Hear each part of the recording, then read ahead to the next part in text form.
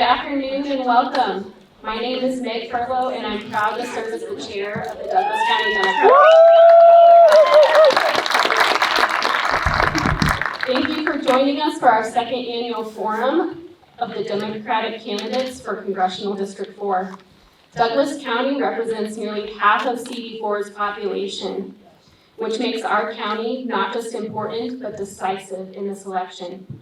Today, you'll hear from the 4 Democratic candidates seeking to replace Lauren Boebert and bring serious, accountable leadership back to this district.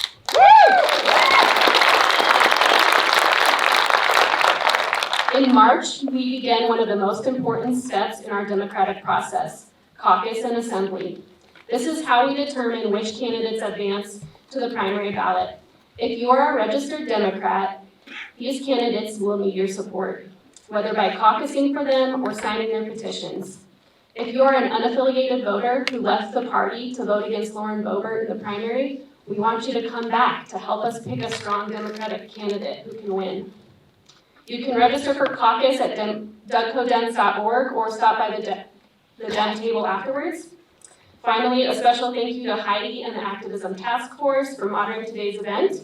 What began last spring as a resistance collaboration has become a focused, organized effort to hold this administration and Lauren Boebert accountable.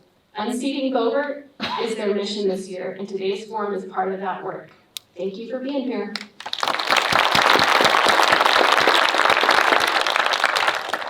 Thank you, Meg. And Meg is doing an amazing job with the Doug Dems, by the way.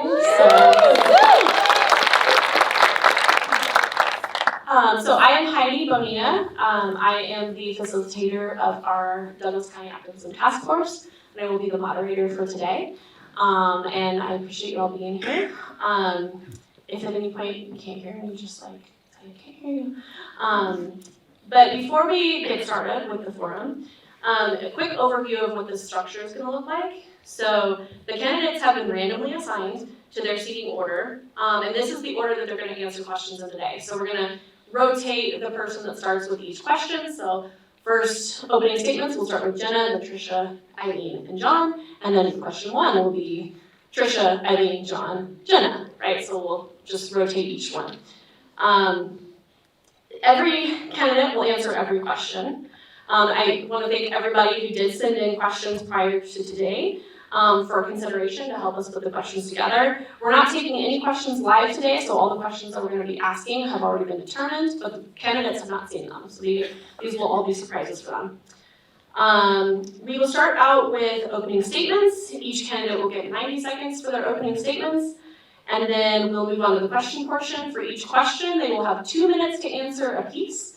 Once every candidate has answered each question, they will then have 30 seconds of a rebuttal if they choose to. So they don't have to do the rebuttal, but they will have the choice to do a 30-second rebuttal each as well. And then we'll move on to the next question. At the end, we will end with a 90-second closing statement from each of them.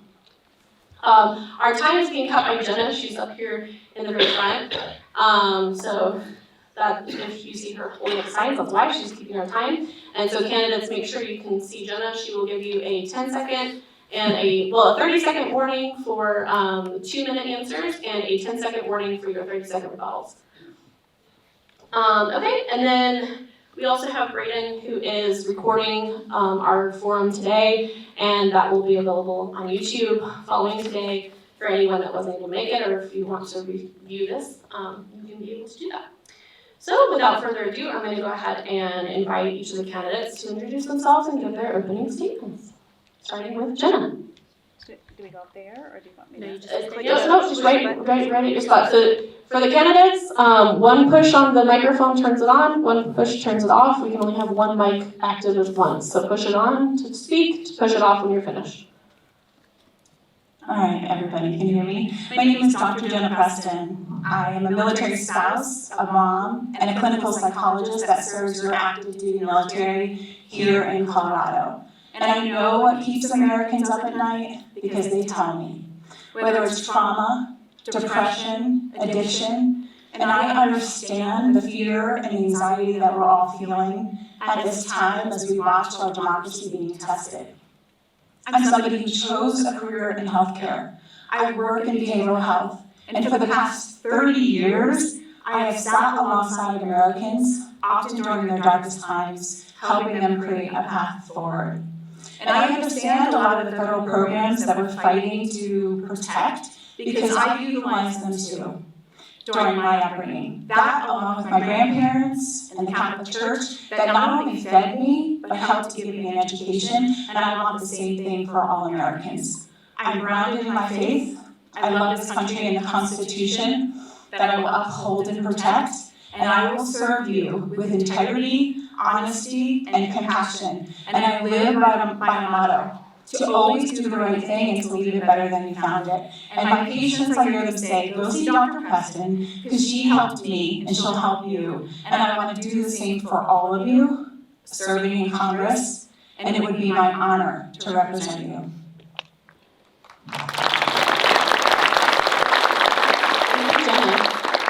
And Tricia. I'm Tricia Calvarese, a proud daughter of this district. My earliest days were in Sterling, but I grew up right here in Douglas County. I went to our amazing public schools, earned a full academic scholarship to the Johns Hopkins University. I worked for working people at the AFL-CIO, that's America's labor movement. I took an oath to the Constitution as a civil servant in science and tech. And when both of my parents were terminally ill with cancer at the same time, I moved home to provide their end-of-life care. So when I hear every single day from people on the trail about how unaffordable it is to take care of the people they love, I get it. I know how hard it is to carry the responsibility of your family with no safety net while the bills pile up. But the thing about me is I've never waited for the right conditions to act. I've always acted to change the conditions. When our democracy was attacked, when our reproductive rights were taken away and against a rigged economy, I have always fought back. I was your 2024 Democratic nominee, and I was one of the strongest performing Democrats in the country in a red district. I'm your hometown fighter, and I'm going to finish the job and fire Lauren Boebert. Thank you, Tricia. All right, Eileen, you are up. Thanks very much. I first wanted to thank Meg and Heidi and everyone who worked so hard to arrange this. You know, this is what democracy looks like, except for tomorrow we'll all be on a street corner waving our signs, which is also what democracy looks like. So I want you to know a little bit about me. My name is Eileen Laubacher. I retired last year from the military after 34 years active in reserve service. And my husband and I have been proud Coloradans for 28 years. When I first got off active duty, we moved here. We had our 5 children here. We raised them here. We came for Colorado's beautiful blue skies and mountains and plains and the hiking and the biking and skiing, but we stayed because of you, because of Coloradans who welcomed us and made this our home. That was never more true for us than when I deployed to Afghanistan, leaving my husband with 5 kids under the age of 11. And it was our neighbors who kept us going during that really hard time. When I retired, I was feeling good about spending more time with my 5 kids and my 3 fabulous grandchildren and my beloved husband. But then we saw the chaos unrolling, and we saw the way that Lauren Boebert was voting. And we deserve better. We deserve more. We deserve someone who's been willing to fight for our country and fight for Americans and is ready to fight for Congressional District 4. We can get this done together. Let's go fight win. Thank you. Thank you, Eileen. And John. Hello, everybody. Hey, my name is John Fedora. I live 20 minutes east of Fort Collins in Weld County. I'll bet you some of you in this room didn't even know that Weld County was in your district, but it is. I like to tell people that I am raising 3 children in the most brutal economy since the Great Depression, right? I am not running for the seat with a polished Washington, D.C. resume, with an Ivy League degree, but I'm running because I believe I look like the people that I want to represent. And that's the moms and dads that are working multiple jobs just to make ends meet and still falling further behind. I, like so many Americans, live paycheck to paycheck. I know exactly what it's like to be one missed paycheck away from financial ruin, right? And that's the affordability crisis that we need to confront. We need people that have lived the affordability crisis. People like me that have spent 14, 15 hours on the shop floor, that have skipped meals to make sure that my children don't go without. I have made continual sacrifices throughout my life for the people that I love around me. And I will fight for everybody in this room with the same working class love, grit, and determination that I have for my own family. I am also running for the seat because we're not sprinting towards authoritarianism. We're already there. We're living it every day. We're watching American citizens get executed and gunned down in the streets. We're watching the erosion of our constitutional liberties, of our freedoms, of our right to peacefully assemble, of our... Did I go over? Yeah, that's time, John. I'll wrap it up. Thanks, guys.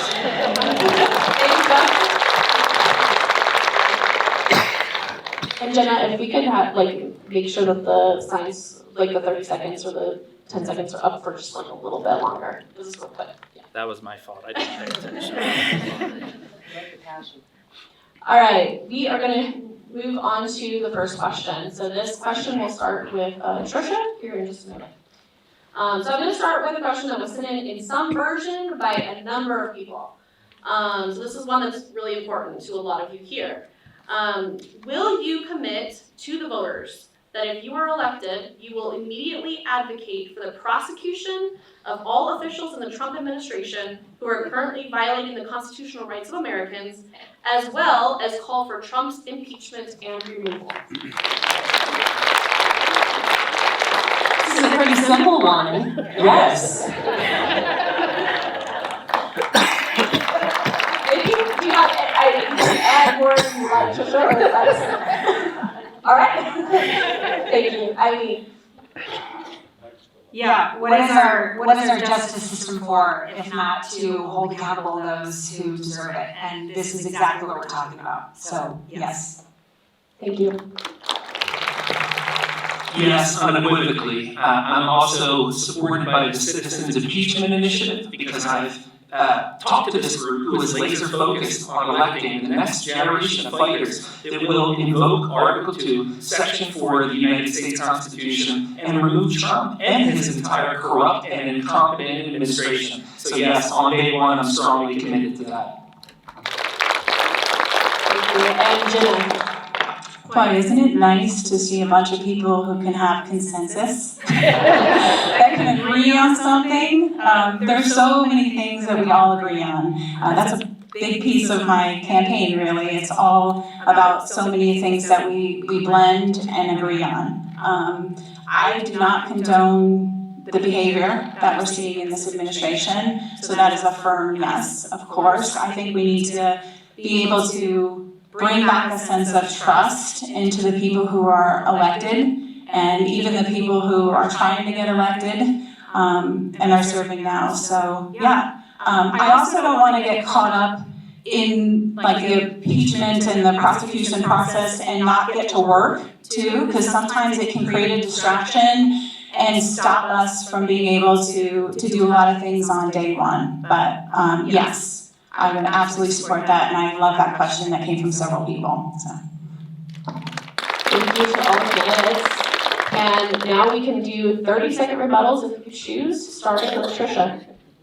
I would also add that we need to remove qualified immunity from federal law enforcement. And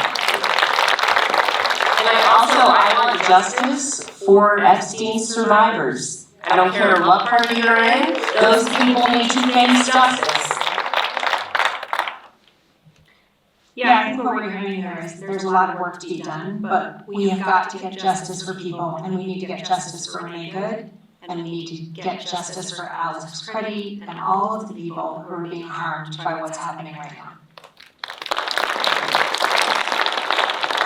You know, we can't negotiate with fascists, and that's what we have in the White House right now. So I think it's very important that we're all on the stage consistent when we're asked that question at every single event. So getting caught up in the madness of it, even if Democrats retake the House majority like we know we're going to, Trump will steamroll everything and all of our entire legislative agenda. So let's commit to it strongly now. And I also hear that people want justice. Something that my husband Steve always says, there's a lot of lawyers in Congress and so forth, and what do? They want to litigate it. No offense, Bob, Marshall, if you're here. Lawyers are great, but just fun fact, there's only one clinical psychologist in Congress, 0 in the Senate, so you would be electing somebody who's trained to listen and somebody who wants to make lives better too, instead of just litigating. Thank you to all the candidates for that one. I know that was a really passionate question, and I really appreciate all of those very passionate answers, so thank you. Our second question is also something that was sent in by a couple of people, so a combination kind of question from a couple of people. Why are you the best candidate on this stage to defeat Lauren Boebert in November? Please include details on how you are going to appeal directly to unaffiliated voters and disenfranchised Republican voters to win this seat. And we will start with Eileen. Thank you for that question. So I think there are a few things that I have going for me. Number one, I've spent my life serving my country. I've always put service before self. It's who I am, it's who my family is. My dad served for 37 years. My oldest son is currently serving in the Navy as a cyber warfare technician. It's what we believe in, and I think that resonates with people here in Colorado. Especially as a veteran, because 43% of the households in this district are veteran households.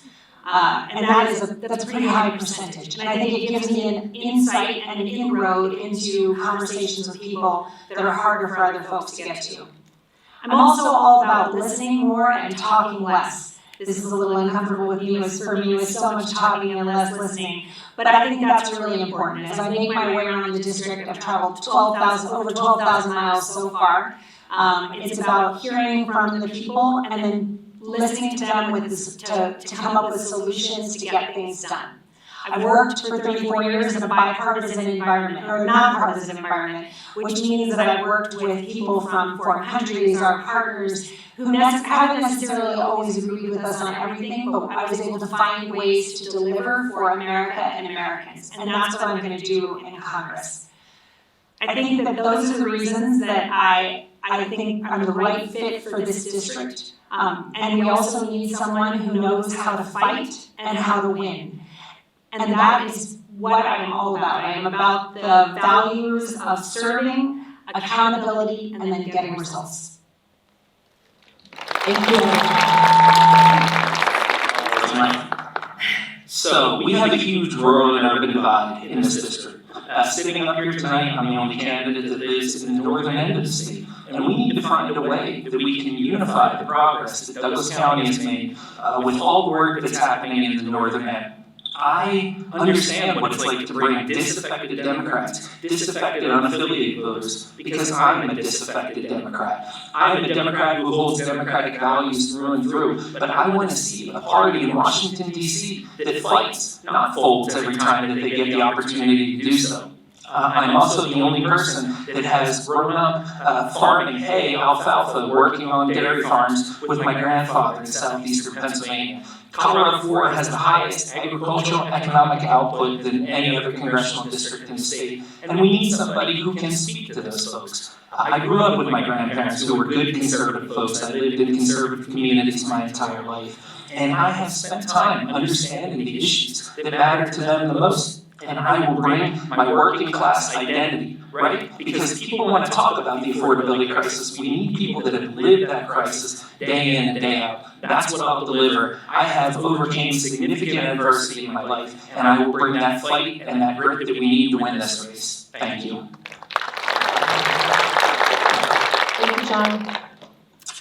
So why am I the one? I have a wonderful career that I have served in for 30 years. It is all about, as a psychologist and as a therapist, sitting down with people, again, during their darkest times, listening and helping them create a path forward. And I never ask a single patient in my 30 years, no matter where they're from and who they voted for.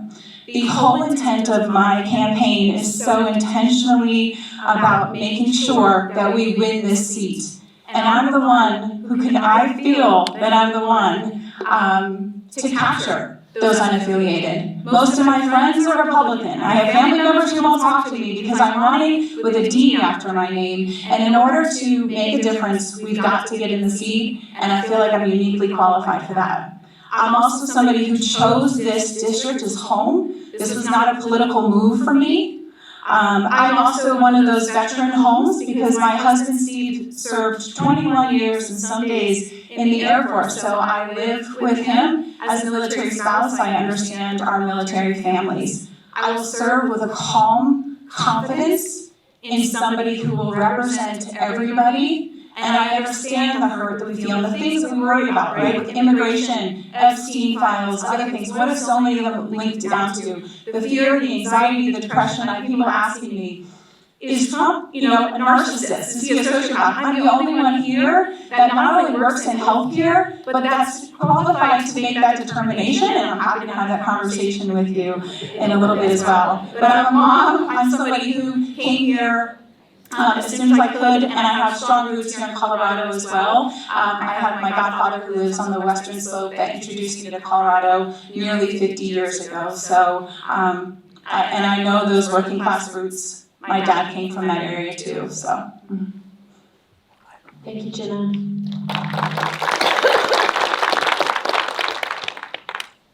In a tough year, against a red wave, as a first-time candidate, no name ID, I overperformed the top of the ticket by nearly 7 points. 9 out of 10 counties went in the wrong direction across the country, but in this district, I flipped 2, and I narrowed the margin in Douglas County. The good news, a midterm is much easier than a presidential year. We can win this seat, but not by starting from scratch. Build on the momentum I already have. I have the name ID, and it's growing. And I'm not just saying I'm going to win unaffiliates, I'm doing it. I got the chair of the Colorado Libertarian Party, who lives in our district, to flip to Democrat because of our campaign. We are building the coalitions and the machine to meet this moment. That's what we need to win. It's why I'm endorsed by our former Democratic Representative Betsy Markey, by former astronaut Scott Kelly, who lives in district. I have Republican farmers backing me this time, unaffiliated truck drivers. I am the only labor-endorsed candidate. And I'm so honored to be endorsed by End Citizens United Unrigged Washington campaign. When candidates like me take on DC corruption, I don't take a cent of corporate PAC money, I'm gonna get stock trading out of Congress and money out of politics. We can shift a district like this as much as 7 points. You add that to the blue wave we're seeing out of Florida, out of Tennessee, I am going to win this seat by 1 to 3 points. I'm your hometown candidate, voters trust, because I've been steadfast in the fight, I'm taking the seat. Thank you, Tricia. And now I will invite everyone to do rebuttals if they choose to, starting with Eileen. Thank you. So what's important right now is about knowing how to fight, knowing how to win, and knowing how to get things done. It is not going to be enough to win the seat this time. We're definitely going to do that. But it's about being able to hold it afterwards. Being able to be someone who can find ways to deliver for the people of Colorado, deliver for the people of this district, get bipartisan legislation done. It's going to be tough. We're going to be doing this with administrations unsupportive of everything that I stand for. But we can do it because Republicans are going to have to work with us when we flip this House. And that's what we're going to do. Thank you. Thank you, Eileen. Hey everybody, I'm going to try to do this in the most respectful way possible. We just heard Tricia's data and metrics and analysis of the last election, but the reality is that still converted to 52,000 votes by which Lauren Boebert won. Also, I heard a mention of being endorsed by Citizens United Unrigged Washington. if you pull out your phone and go to that website and scroll to the bottom of the page, it says this is not an endorsement. Please click on End Citizens United endorse candidates. So I think it's important to be very upfront about who endorses us and who doesn't. Thank you. Thank you, John and Jenna. Thank you again.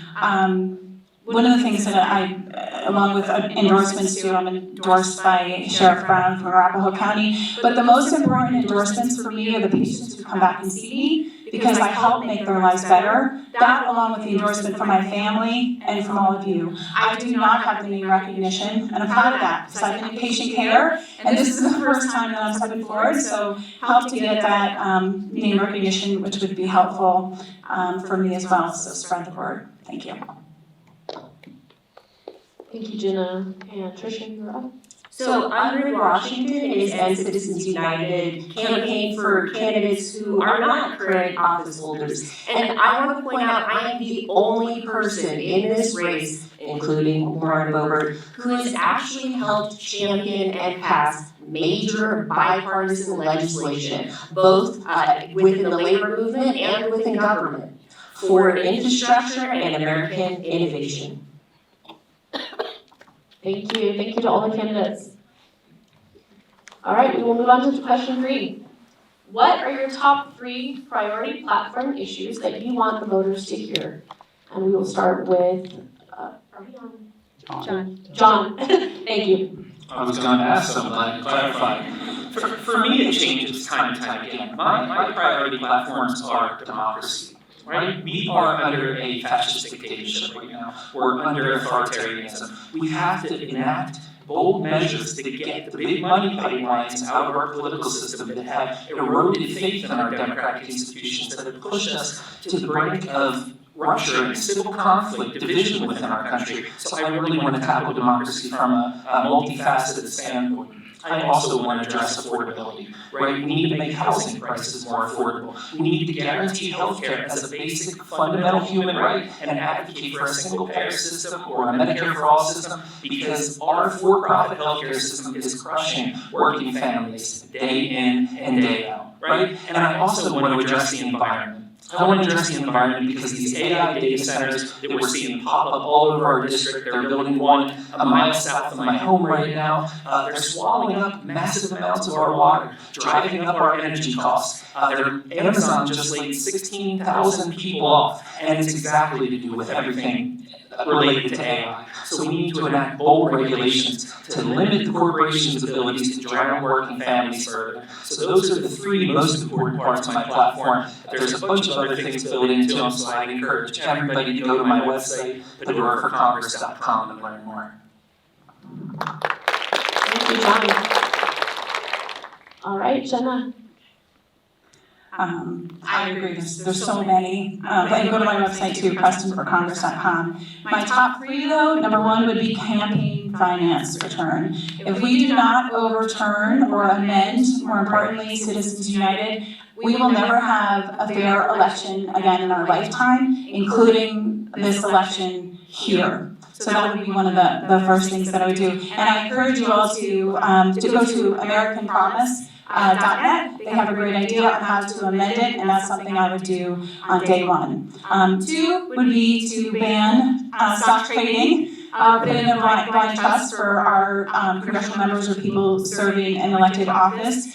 And if they are found to illegally be engaging in insider trading, remove them, have them repay it, and not be able to serve a federal office position again for 10 years. But most importantly, as the only one here who actually works in healthcare, I go to a primary care clinic every day in my work. It would be getting healthcare for all Americans, which would decrease the cost. It would help to cover those base payments. Prevention is so important in making sure that people are taking care of their health, because the more that we let things go, if people don't have access to healthcare, the more expensive things get, which includes in some of those rural areas if you can't access those things. I sit across from patients all the time and say, how come this wasn't something that was addressed kind of earlier on? And it is so true that oftentimes people say, I didn't have access to healthcare. We only went to go see a doctor if something was really broken or we were incredibly sick, and that let things go that could have been kept so much earlier. So, and then, so healthcare, reforming campaign finance, and then holding people accountable if they are benefiting from insider trading in our elected officials. Thank you, Jenna.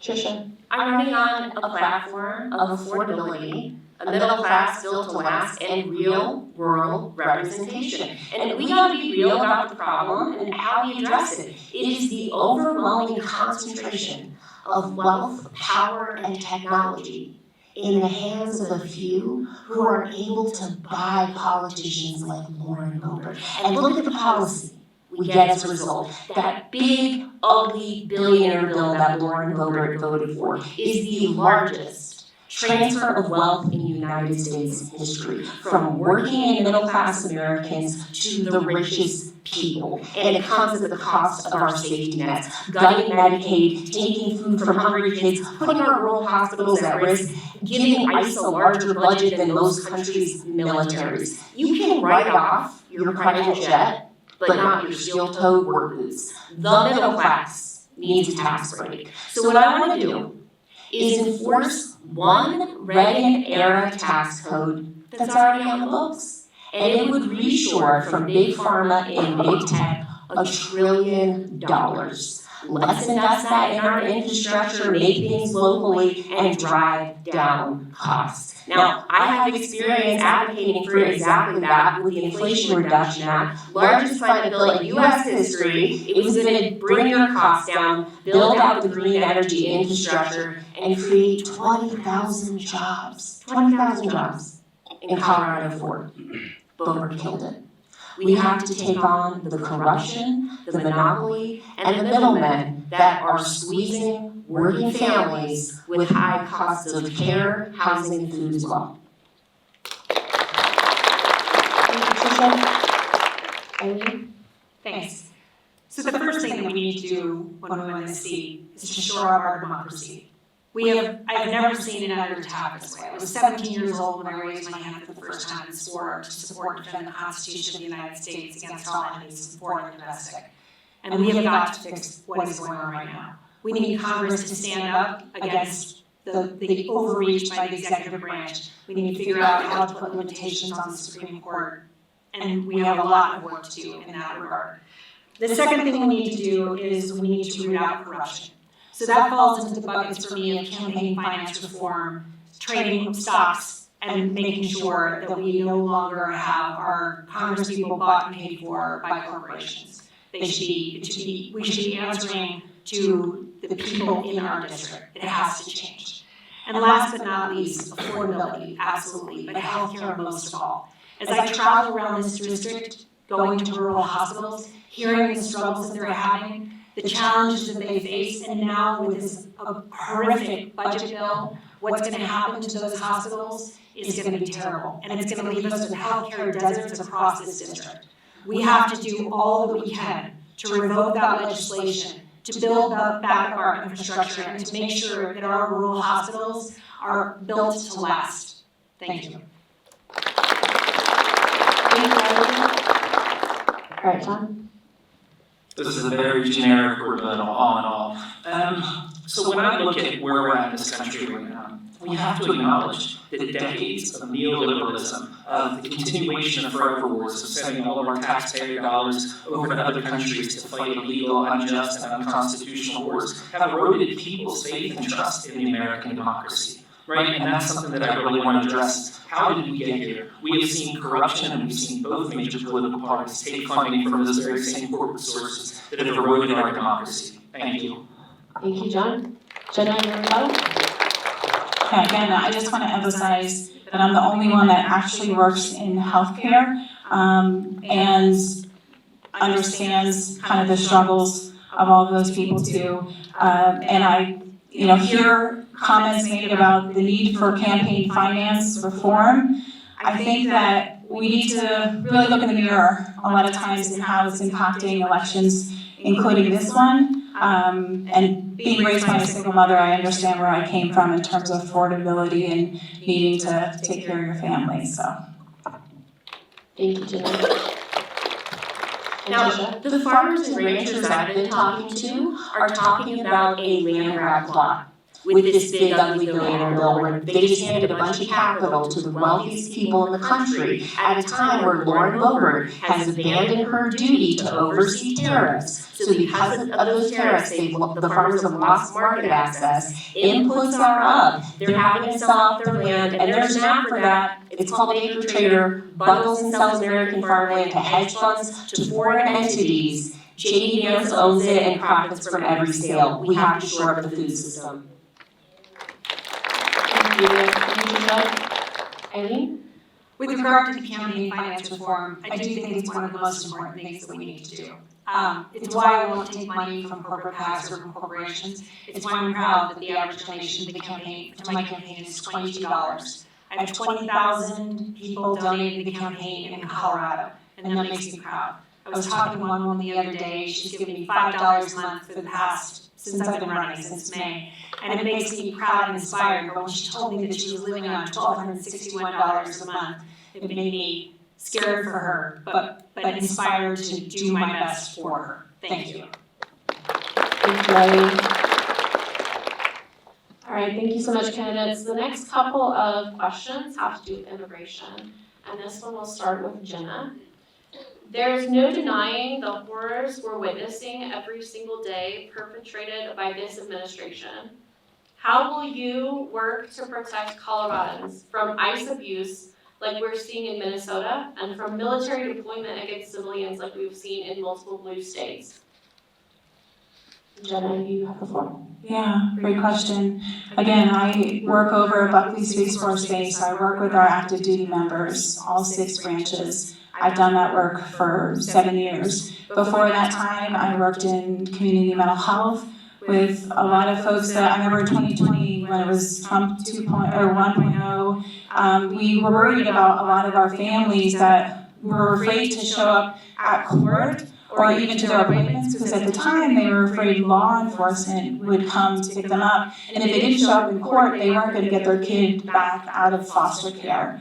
What we're seeing, I mean, as a psychologist, I see the trauma, right? Let's take Renee Good, for example. There with her Honda Pilot, my son has the Honda Pilot too, with her little stickers and the puppy in the back seat, and I think about the trauma of all the people who witnessed that, the people who have to live on that street, that their neighborhoods and their lives have changed forever.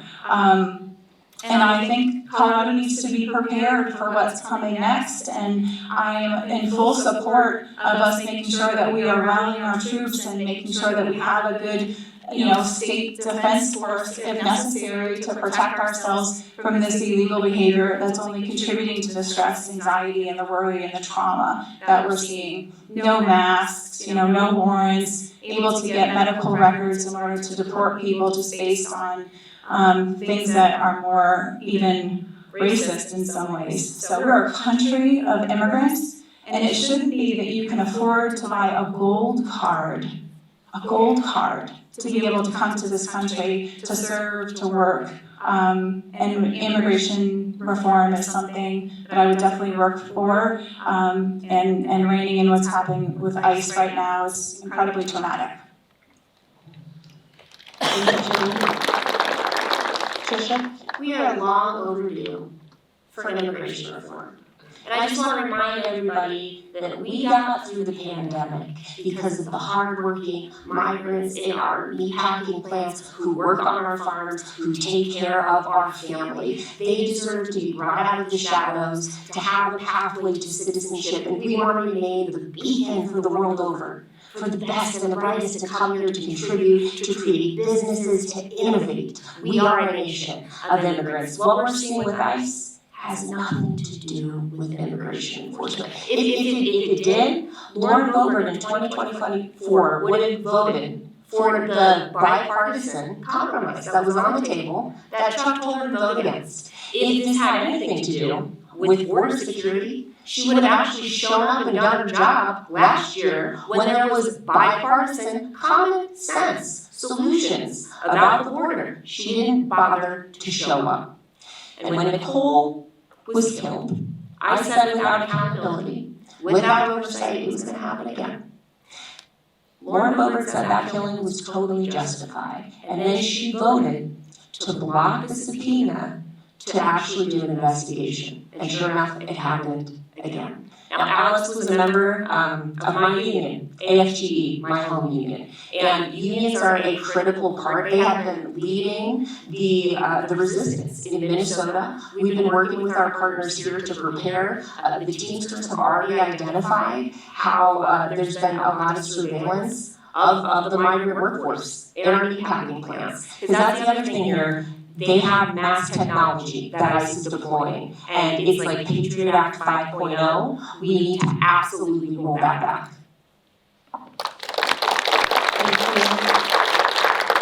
And The things that are happening in Minneapolis are deeply personal for me. My two oldest daughters live in Minneapolis, and they're on the streets every day. They are taking care of their neighbors. They have organized. They are delivering food to people. They are taking kids to school.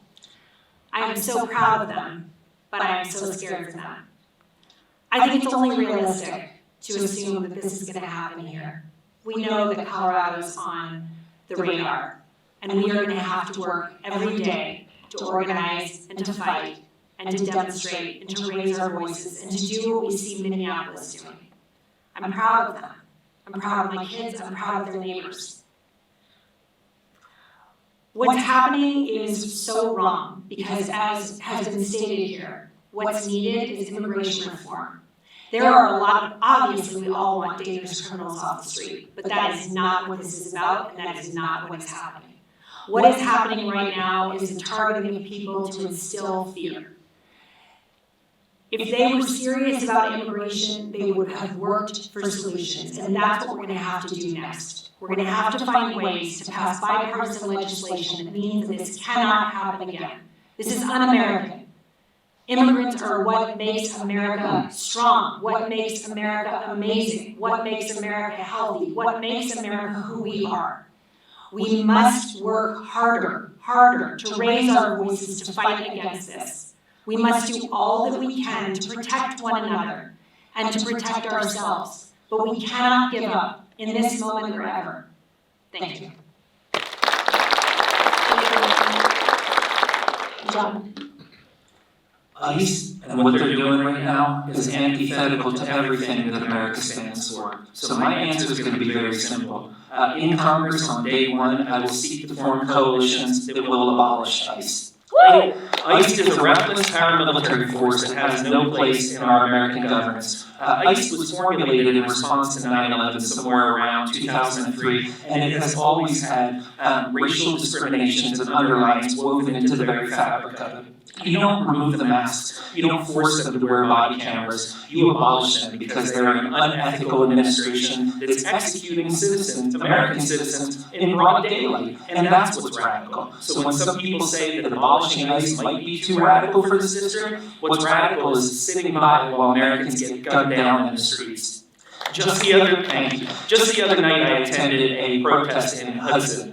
Just north of the district, where they're attempting to build a concentration camp. The private prison industrial complex through a group called the GEO Group is going to make millions and millions of dollars off of housing our immigrants in really cruel and really inhumane conditions. So this is a profit model for Donald Trump and the private prison complex, and we need to stand up to ICE by drastically reforming them, and I'll do that on day one of Congress. Thank you. Now, 30-second rebuttal, starting with Jenna. Again, I think this is nice to see an area where we all agree on those things. And I just think back to Alex, who's a nurse, right? And all the things that he did for our veteran population. And that 6-year-old boy who no longer has his mom and all of those pieces. And this is the type of work that I would do as your next congresswoman, is I would think of these people as people and their neighborhoods and all the people that are impacted by things like that. And that's where I feel like my unique qualification as a psychologist is really needed right now. Thank you, Tina. And Tricia?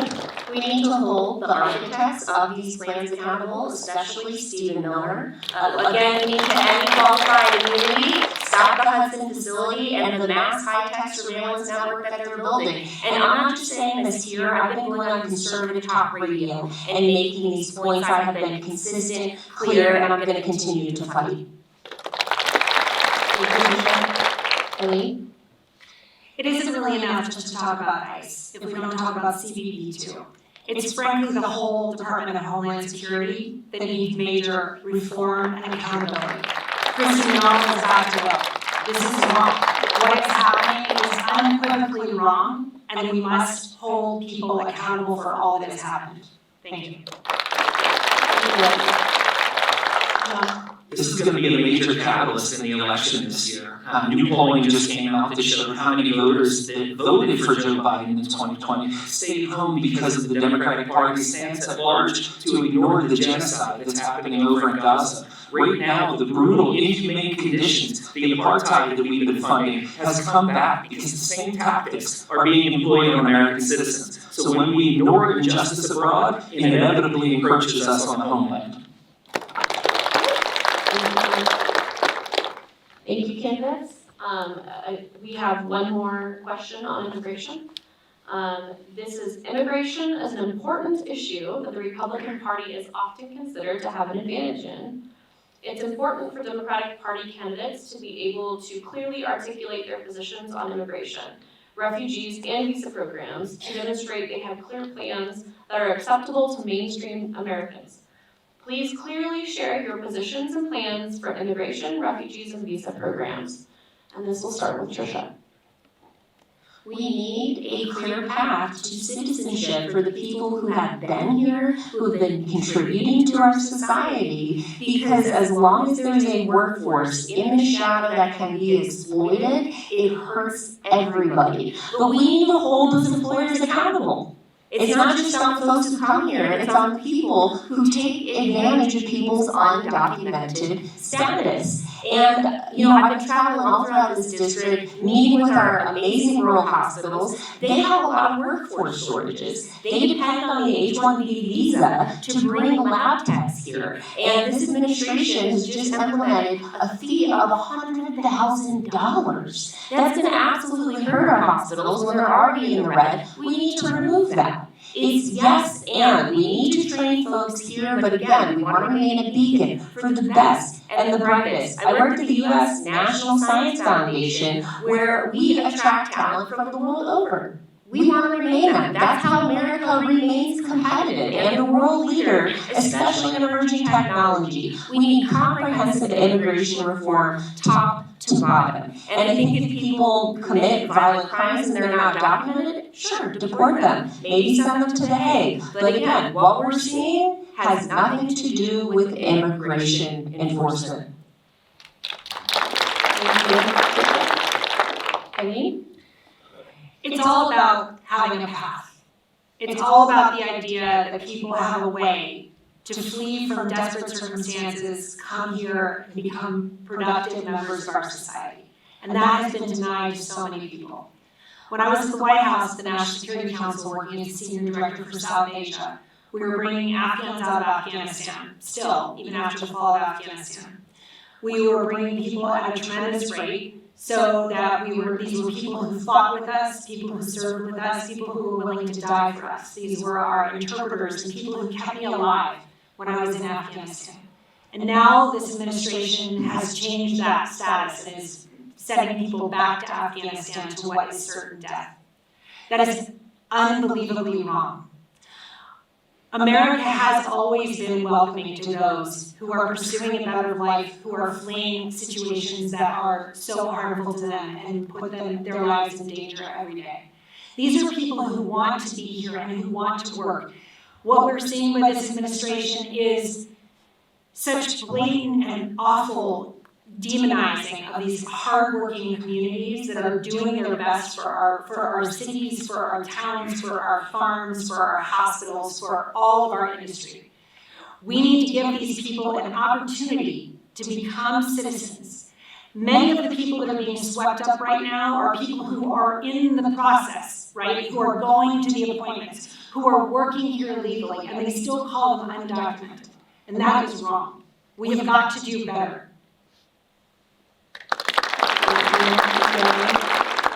John. I will absolutely work to ensure that our visa program has less red tape. I will work in Congress to take a lot of that enforcement money that we're seeing from ICE and send it to the board so that the immigration judges can actually streamline the path to citizenship. We can screen these folks at the port of entry. They don't need to become integrated into our country until we try to figure it out. But we also have to address the root of the problem. Why are these people migrating to our country? Because they're fleeing violence. They're fleeing persecution and instability in South America and Mexico. So we need to do a better job, and I'll make sure that I do that in Congress, to work with our partners in Mexico to create more stable environments so that the migration patterns can actually be disrupted and stabilized. I think that's really the most important part that we're missing. Congress hasn't addressed federal immigration in over 30 plus years. The Republicans love to run on it, but they never actually fix it because then they don't have a boogeyman to blame for all of our problems. So I'll bring that voice to Congress. I will work with our partners. I will cut the red tape and the bureaucracy, give the immigration judges the funding that they need, and make sure that we actually streamline the path to citizenship. Thank you. Jenna. Can you just read the question again? I think that's the student in me. I just want to make sure I'm. Yes, Okay. so the full question is, immigration is an important issue and that the Republican Party is often considered to have the advantage in. It's important for Democratic Party candidates to be able to clearly articulate their positions on immigration, refugees, and visa programs to demonstrate they have clear plans that are acceptable to mainstream Americans. So please clearly share your positions and plans for immigration, refugees, and visa programs. Yeah, thank you. I think that it is, if the optics are that this is Republicans where they're stronger, we need to take back that narrative because this is so much about sort of what that moderate and even our democratic values are all about. I mean, just think of our nation when you come, Statue of Liberty and all of those things in terms of immigration. And I work with service members who are also struggling with seeing their people who they served with being at risk of no longer being able to live here in this country. So I see things from that opposite side of things too, and people who are having their parents deported. These are things that have happened over the past month.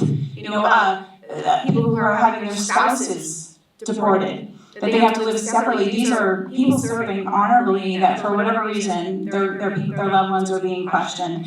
Fun fact about myself, I actually am a highly skilled migrant worker. When my husband was serving in England, I wanted to work in a different country. And so I applied to the highly skilled migrant program and kind of see that process from the other piece of saying I want to be able to work in a nation, in a country, show that I have something of value to apply for it and wait to be able to do those things. I was granted it, so I was on that status. So I think the path to immigration, to be able to also recognize just the hardships that people are going through and wanting to come to this beautiful country. But I think we need to take that narrative back, that this is so much of what we're all about, that we can do this and really care for people that want to come here and add value to our country and work and live and continue to diversify this amazing community that we live in. So,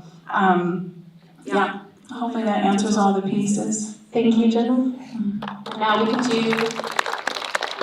do 30-second rebuttals, starting with Trisha. And let's not forget, it was bad trade policy by the United States, NAFTA and CAFTA, that was an absolute handout to mega corporations that decimated the farming communities of Central and South America. We should have economic development and smart trade policies that don't create a race to the bottom, but that lift up our partners of the South with dignity to help economic development, and certainly not just invading Venezuela, taking down their dictator and leaving those people in turmoil. We should be working with our partners for the South for a dignified life for all. Thank you. Thanks, Trisha. Eileen? In addition to the reforms that need to be done to immigration policy, we also need to think seriously about our own soft power. We've given up a lot of that in this administration. Closing down things like USAID means that there are more people, not less people, who are going to be seeking refuge across our borders, who are going to be fleeing here. We need to think about what we can do to ensure that they have stable lives so that they can remain in their homeland and do good things there. But for the people who come here, we have to have a path, and that is where Congress has failed us. John. This was a great question. Thank you for asking it. Democrats need to take back the narrative. We have to confront Republican voters in our district and tell them that we don't support lawlessness. We don't support open borders. We support a just, sustainable immigration policy. And that's how we win back the narrative. That's how we tell them exactly what we stand for, by providing them real-time solutions. Thank you, John. And final rebuttal from Jenna. Yeah, again, we're a nation of immigrants.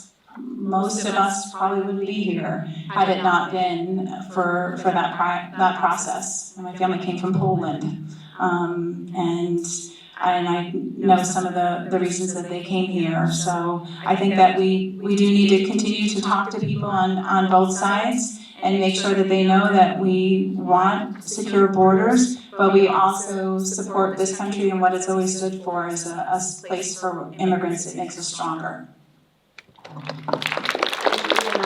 Candidates. All right, the next question we have is about healthcare. Colorado's 4th district includes rural communities where hospital closures, provider shortages, and high out-of-pocket costs are growing worse. What healthcare reforms would you fight for in Congress to expand healthcare access and affordability? And this will start with Eileen. Is that right? Okay, great. Yeah. Just go with the job. And I'll ever say the wrong person to start. You know that. I think you're right. So yes, I've spent a tremendous amount of time visiting all our rural hospitals. When I went to the first one in Melissa Memorial, Michael, the guy in charge, the CEO in there said to me, well, you know, when you visited one rural hospital, you visited one rural hospital because they're all different and they have all had their own challenges. But what I see in common is the same underlying threat, which is that their budgets are too small and their ability to be able to negotiate rates with the insurance companies is impossible. We need to figure out a way for them to change the law that allows them to work cooperatively so that they can negotiate better rates together. That is not impossible to do. It has happened in North Dakota, and we need to make sure that that kind of thing happens here in Colorado because that can make it honest.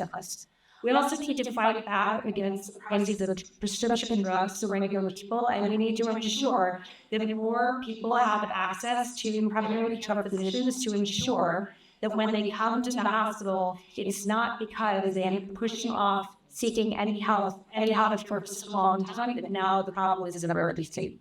Healthcare is unaffordable and inaccessible for many people.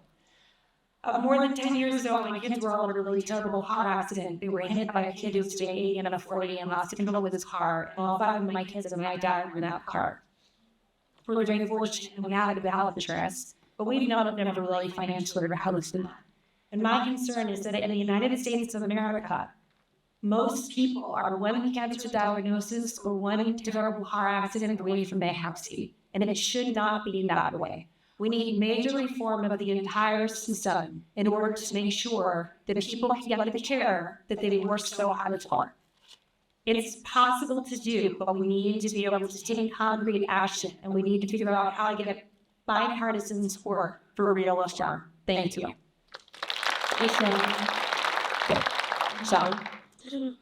Every 27 seconds in America, somebody goes medically bankrupt. We're the only modernized nation on the planet that fails to guarantee healthcare as a basic, fundamental human right. And although that I wish there were an easy path to reform, I think we missed that boat about 10 years ago. Obamacare was meant to be the first rung of the ladder. We were meant to build off of that incrementally. And now we're at an inflection point. Rural hospitals have been collapsing under the immense pressure for decades, and it's been completely abandoned. right? So I wish that we could fix it through incremental reforms or by price gouging regulations on insurance companies. But the reality is, until we guarantee healthcare as a basic fundamental human right, and we stop the fact that Americans are paying more per capita for health insurance than any other modernization on the planet, we're going to be treading water. Right, because we need to support our own healthcare system. We need to make sure that healthcare is a fundamental human right for everybody. A family like me who goes to work every day, I have 3 children. I spend over $10,000 a year, right, just for my premium. Then I pay thousands of dollars a year in deductibles, pocket accidents, and everything else. It is simply unsustainable. We can look to European nations, we can look to our Canadian allies, we can look to folks to see exactly what's worked for them and what hasn't. But the reality is that the healthcare industry has too many damn lobbies. They have too much influence over both major political parties. They've contributed to them and they've stifled this progress for decades. So on day one Congress, I will seek to build broad-based coalitions to advocate for some form of single-payer health care, Medicare for all, because I believe it with everything inside of me that every American deserves access to a sustainable healthcare system, regardless of how much money you make. Thank you. Thank you, John. All right, Jenna? And regardless of where your zip code is. Again, and I love all these questions about healthcare, because this is a big reason why I'm running. I chose a career in healthcare. I have a sister who's on Obamacare, and is terrified that she's going to lose that care, and then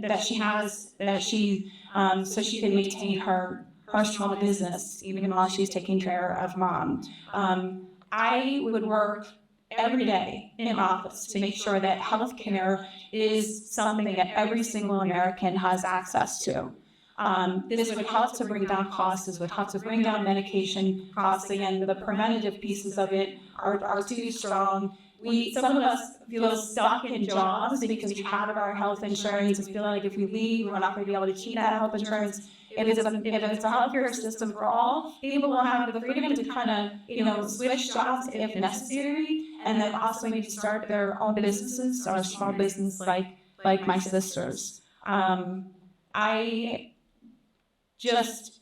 This is what I do every day. I've worked in community mental health. I work with military members who have access to health care, and they're still living paycheck to paycheck, and sometimes, wondering if they're going to be able to, if they have a medical issue and they get medically discharged from the military, are they going to be able to care for their families? So I'm your candidate that works in healthcare, and this is one of my big reasons for running. And this is something that I would work really hard to, is making sure that every single American has access to health care. Thank you. Now, I have made a commitment to visit every rural hospital in our district about halfway through, and there are some unglamorous things we can do, like cut the red tape that penalizes these small independent rural hospitals, because they're small independent rural hospitals, and the majority of their patients are sicker, older, and poorer. Most of them are on Medicaid and Medicare, and just because of the reimbursement amounts, again, because these are rural independent hospitals, even if they get reimbursed at 100% of the rate. So this big ugly billionaire bill, with its cuts to Medicaid, with the rollback of these ACA credits, is going to disproportionately impact our rural hospitals. And in fact, we already see what's going to happen. An assisted living facility in Seville had to close. And it is one of the only ones for 150 months on my 74 country. That is an absolute crisis. And, going to these roundtables, really listening to the providers, understanding what they need, we have to address the maternal care desert that we also have on these places. There are physicians there right now who could provide prenatal care, postnatal care, but because the insurance companies dictate how care happens, these providers are allowed to give the care. So we're seeing these communities shrink because we literally can't have children out there. So I'm going to continue to work with them, cut the red tape. One of the things we can do right now is if we gave Medicare the ability to negotiate prices, it would save a ton of money in the system.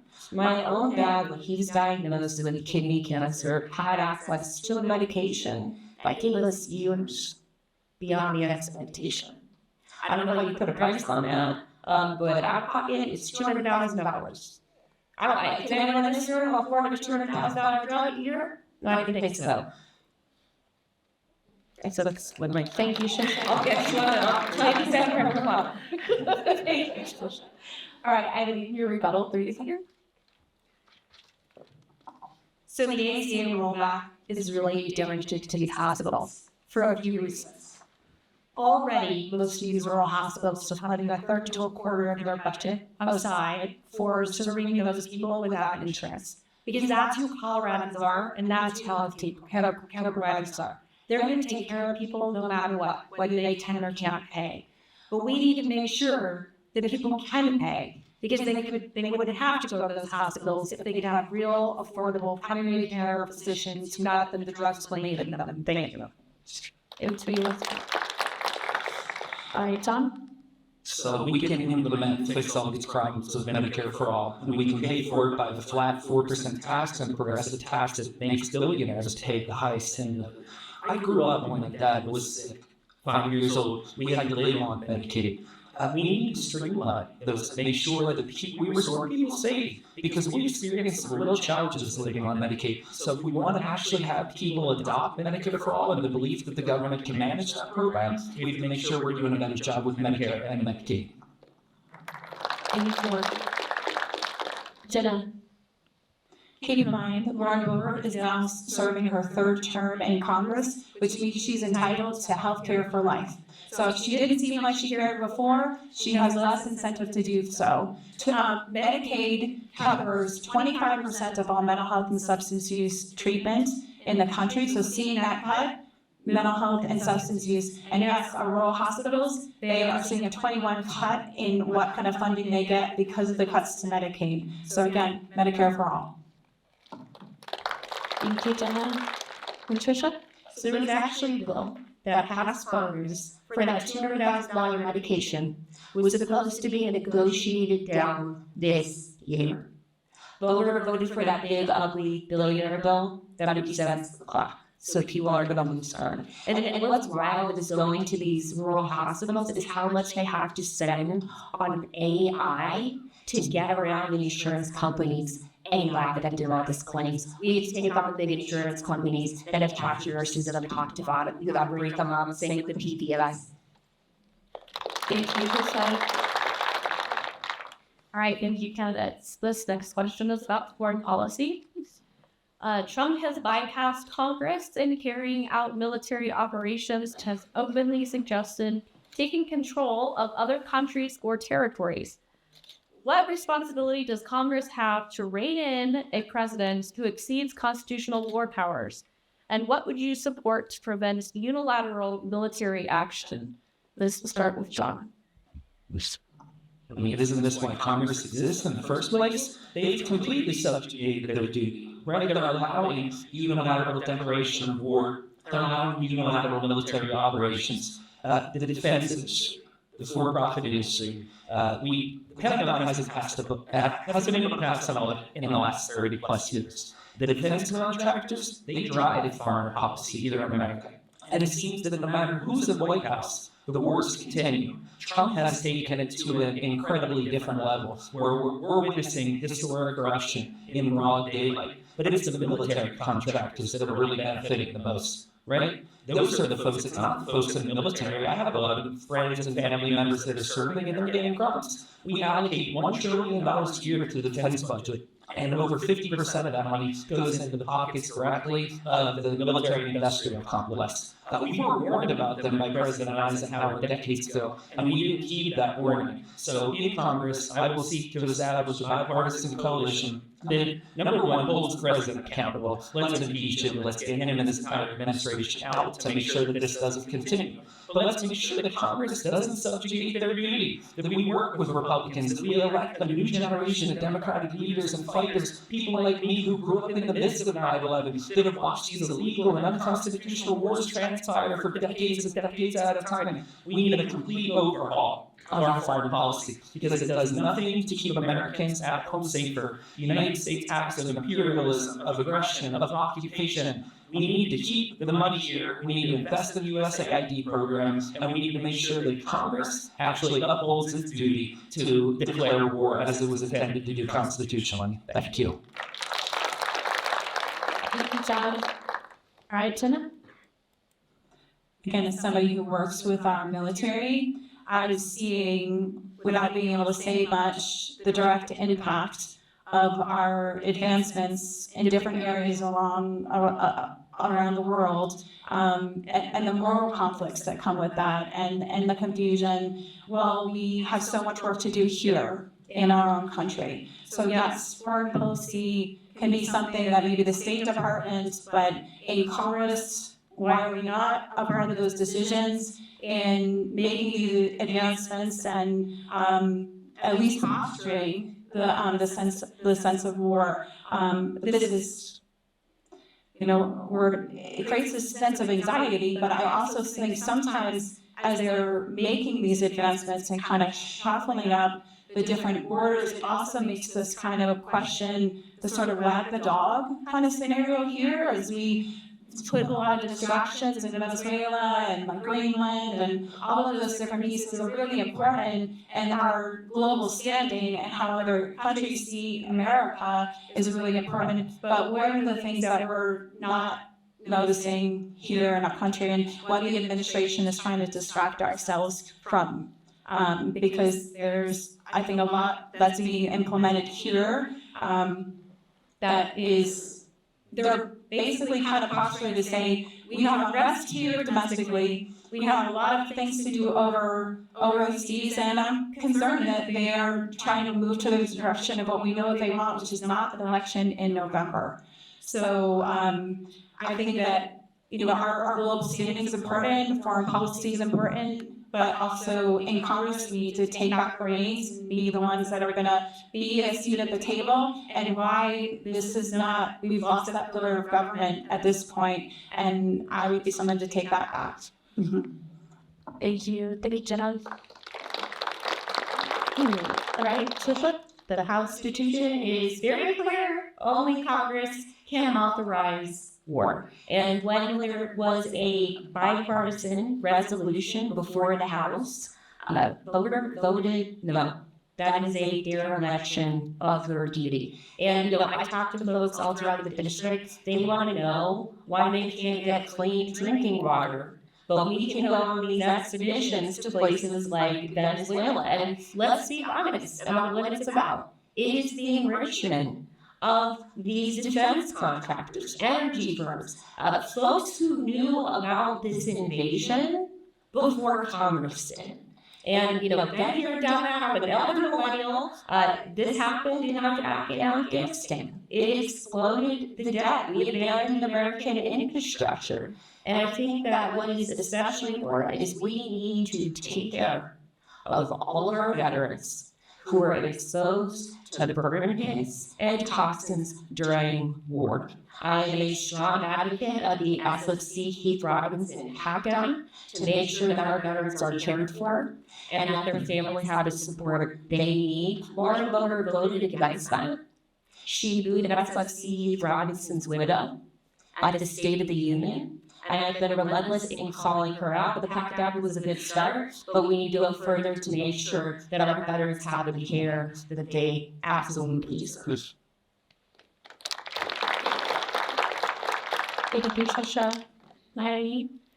So first and foremost, what we see is dereliction of duty by Congress. This is their job.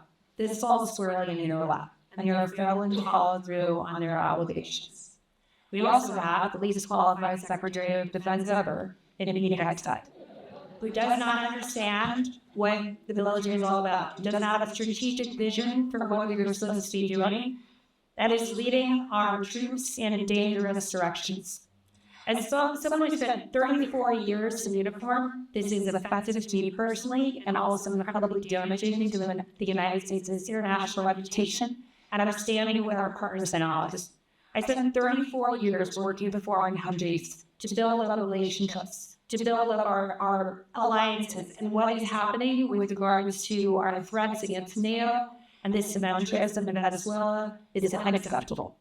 It is flat unacceptable. Congress needs to do their job. That is not hard. It's just what you're supposed to do.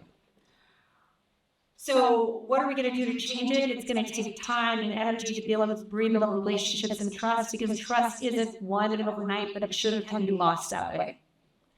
The damage that we've seen Pete has to do by firing highly qualified admirals and generals who have stood up against what he wants to do is horrifying. And frankly, the threats that he's made against people like Mark Kelly, it is unbelievable. He is trying to silence voices like mine. He's trying to threaten veterans, to tell them that he'll take away their pension in their own name. And that is unequivocally wrong. We have to fight back against this in every possible way. I'm a fighter who fought for my country for 34 years, and I'll fight this now. Thank you. Thank you, Lauren. Right, we'll start with the rebuttals. John? Foreign policy has been failing in America since the Vietnam War. Look at Iraq, look at Afghanistan, look at Syria.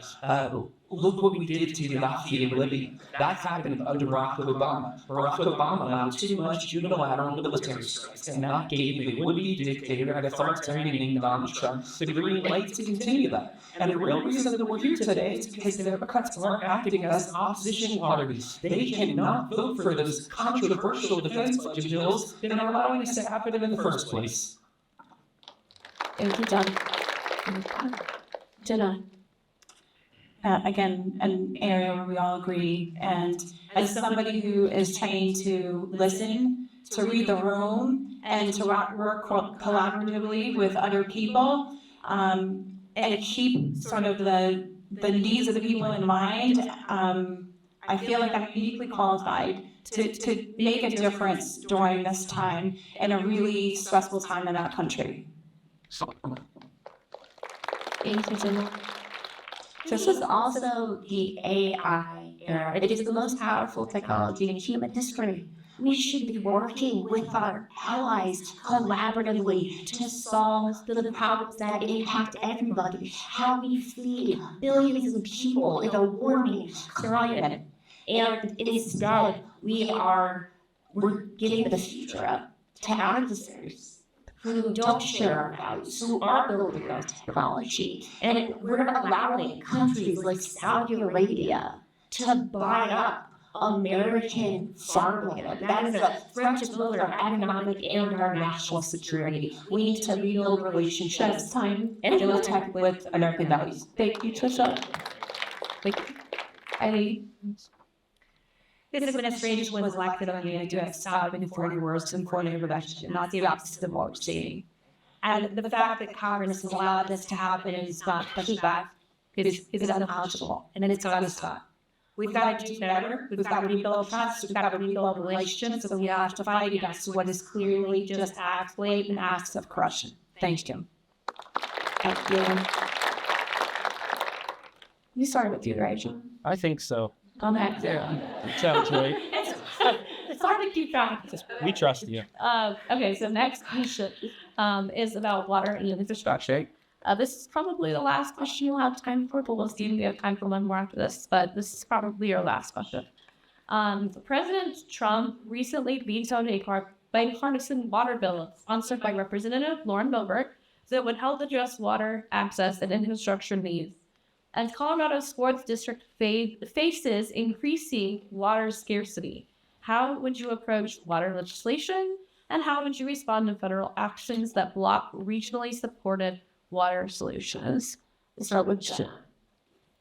Those quintessential Boebert. She dangles a little something, I might change, and then quickly she shows her colors.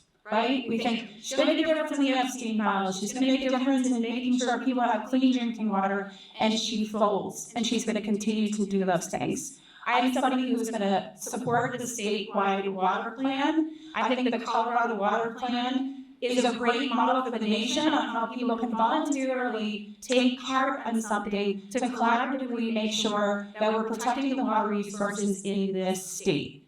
Our aquifers, of which I believe we have 7 out of 10 in the entire state, reside here in our amazing CD4 in the 4th Congressional District. Our aquifers are nature's way of giving us those resources. But we know that each year it only gets refilled by an inch or two. But we're taking feet and feet of water.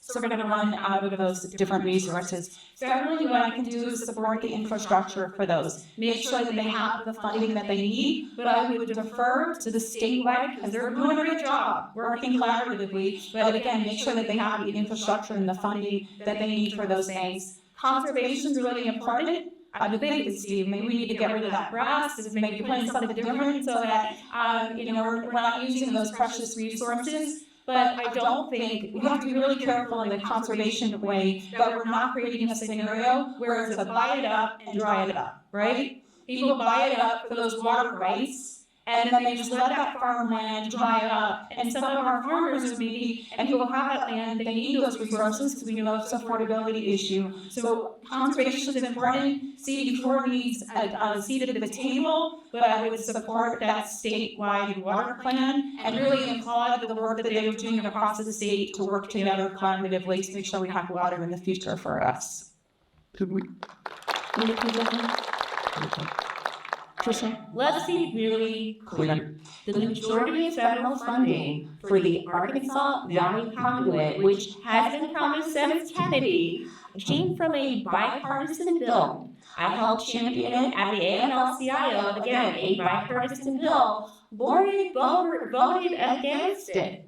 And I hit her hard on it in 2024, so sure enough, in the final mile, she put her name on the bipartisan bill that literally had no additional funding. It was just about repayment. And we saw that the president vetoed it. And you see how ineffective Lauren Boebert is. She's been in 6 years. And you couldn't even get her own committee to override the veto. So she's completely ineffective. What I do on water, I talk to the experts. Bill Long, who's the head of the ABC Water Conservation District, I talk to him. I've been talking to folks all throughout the district about their plans, how they interrelate. There's an excellent plan coming out of Harvard that's already sort of underway. It needs more funding. Now, it would essentially capture runoff and make sure it goes to our farming communities. Now, we're the headwater state, so it's very important what happens federally and in other states. So when Saudi Arabia buys farmland in Arizona and grows alfalfa, water-thirsty alfalfa, that impacts us here. We need to make that illegal. We also need to continue to invest in technology to figure out what are the best ways we can conserve water.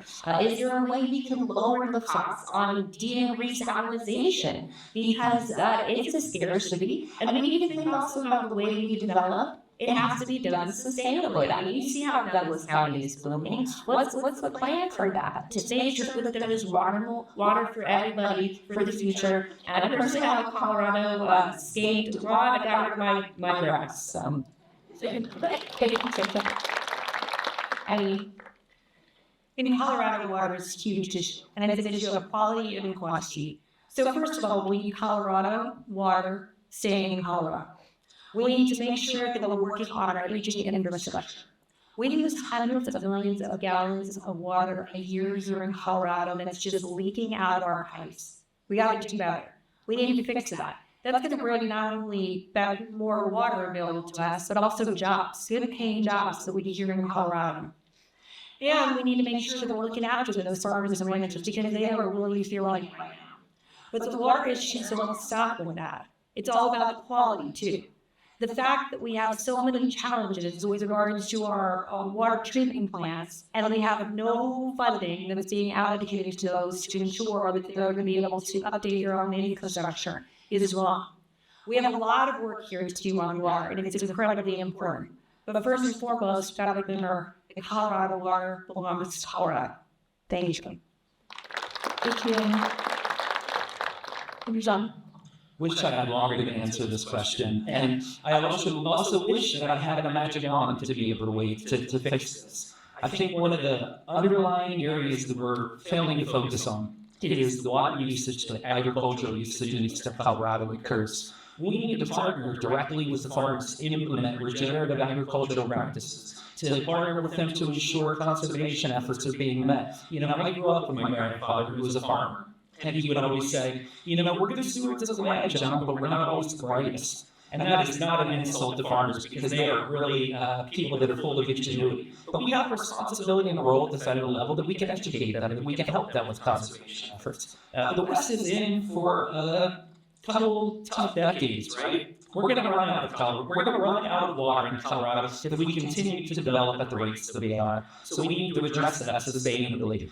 We need to look at New Deal level legislation and investment in water infrastructure here in Colorado and for the entire West. I have pitched a radical concept before of working with our partners across the United States to build desalination plants and pipelines from the California coast and getting that water carried into eastern Colorado to replenish the aquifers, the groundwater, to supply it directly to industrial, agricultural, and commercial providers. I have a background in environmental science and geospatial technology. I have done some consulting work to help industries and municipalities throughout the country lower and reduce their carbon emissions. I've also helped brainstorm ideas of how we can better conserve water, how we can adhere to the state federal regulations. We need to send some damn scientists to Congress. So I'm asking that everybody helps me out. We get scientists elected to the U.S. Congress. Thank you. Thank you, John. All right, final results, 30-second remodels. Starting with Jenna. It's so much about water here, right? I mean, you just have to look over to the Eastern Plains and you just see how important it is in terms of the agriculture. But I just stand by my piece that I would support the statewide water plan, make sure that they have the infrastructure that they need, the funding they need, whether it's to update their pieces. But in all reality, it's going to be in our lifetime a struggle that all have to refill those aquifers. So now it's just a matter of making sure that we can conserve it as best we can and doing our part. So, water, water, water. Let's do it. So there's a Colorado saying, whiskey's for drinking, water is for fighting over. And I think one of the big fights that we are going to see in the very near future is these AI data centers that are planned in our district and how on earth they expect to use our water. And after the fight, I'm absolutely going to pin it.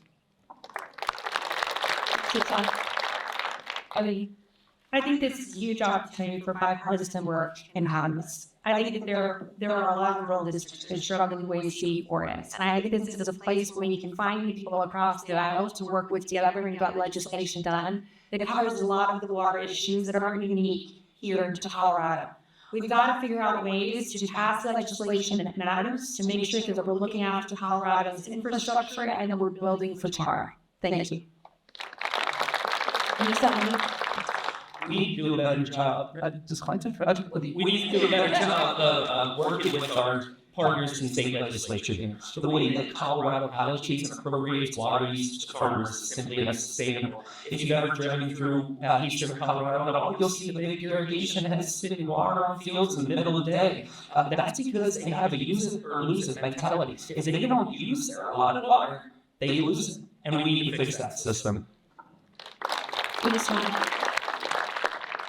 All right, that is all the questions that we have time for. So we will finish with our 90 seconds of closing statements. We will start with Trisha.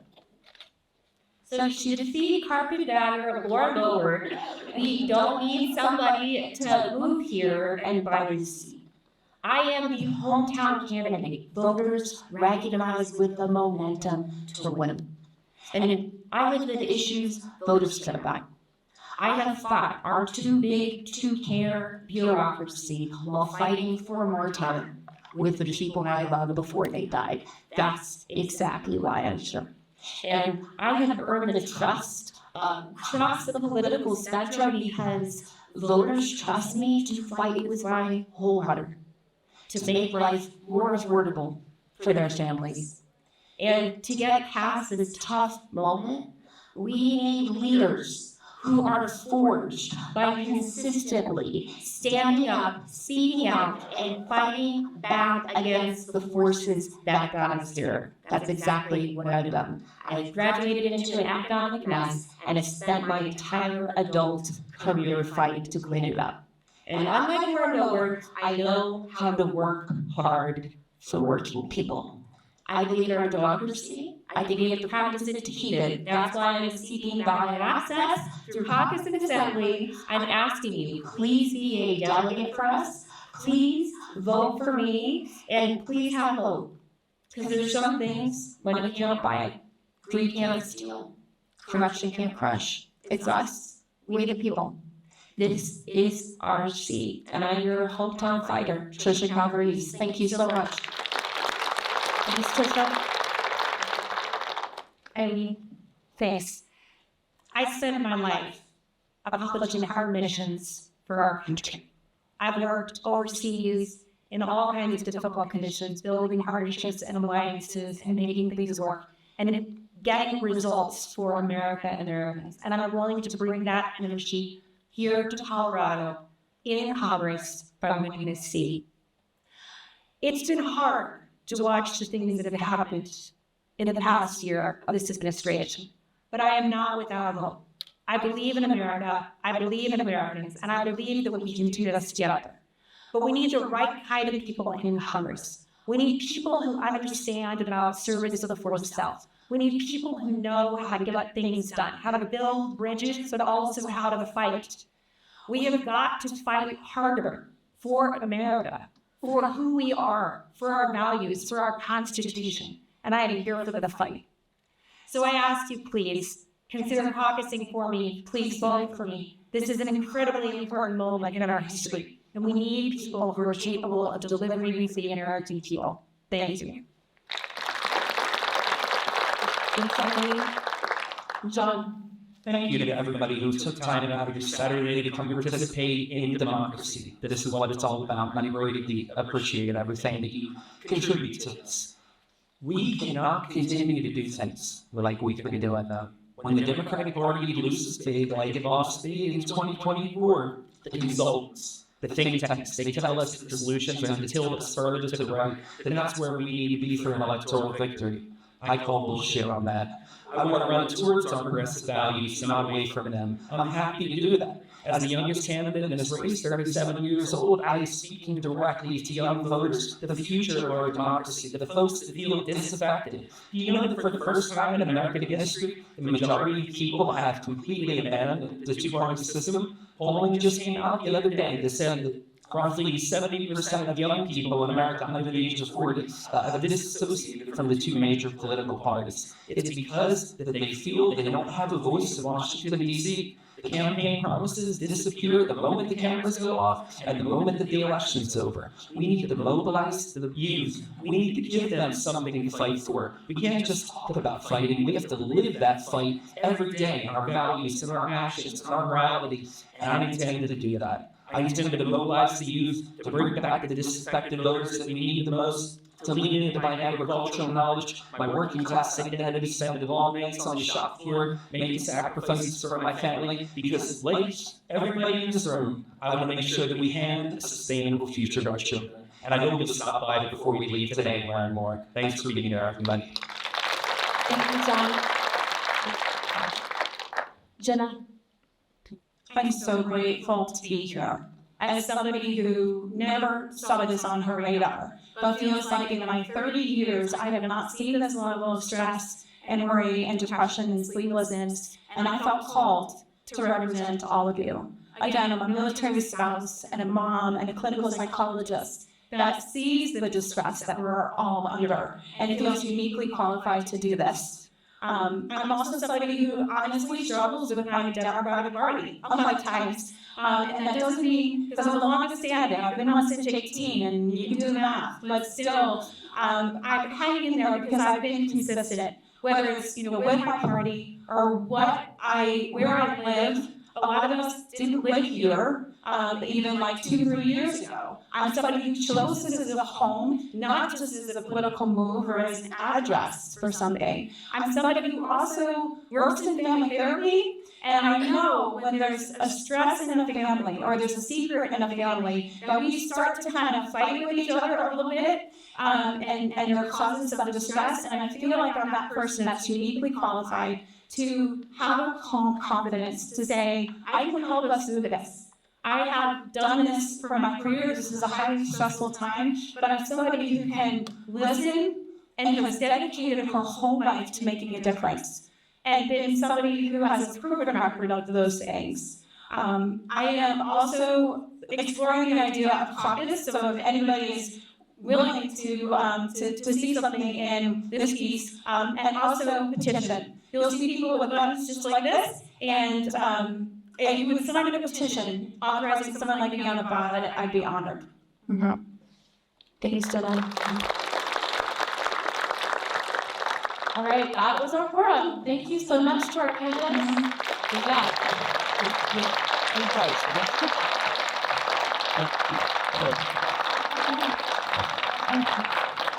Really appreciate the time they took. So we will have another about half an hour to go around and meet the candidates. So thank you, everybody.